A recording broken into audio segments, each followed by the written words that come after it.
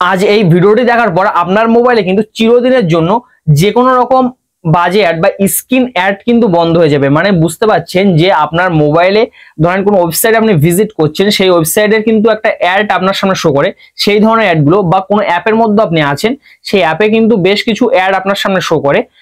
ধরেন রিমিনি বা কোনো ভিডিও এডিটর অ্যাপ, যে কোনো অ্যাপের মধ্যে ঢুকলে কিন্তু আপনার সামনে বিভিন্ন রকম অ্যাড দেয়, যেগুলো কিন্তু আপনাকে রিমুভ করতে গেলে একটু ওয়েট করতে হয়। বাট আজকের এই ভিডিওটা দেখার পর আপনি কিন্তু এই ধরনের সমস্ত অ্যাডগুলো আপনার মোবাইল ফোন থেকে চিরদিনের জন্য বন্ধ করতে পারবেন।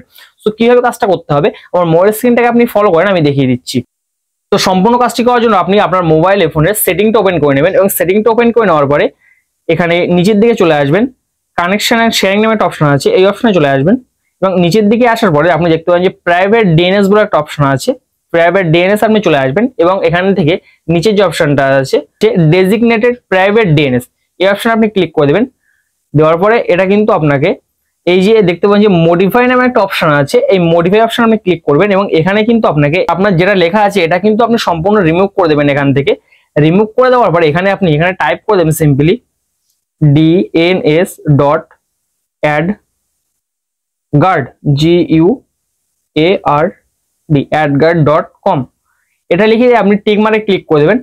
টিক মারে ক্লিক করে দেওয়ার পর কি হবে যে আপনার মোবাইলে কিন্তু এটা একটা অ্যাড গার্ড তৈরি হয়ে গেল, যেটা অন করার ফলে আপনার মোবাইলে কোনো রকম ওয়েবসাইটে বা কোনো রকম অ্যাপের মধ্যে ভিজিট করার সময় আপনার মোবাইলে অ্যাড কিন্তু আসবে না।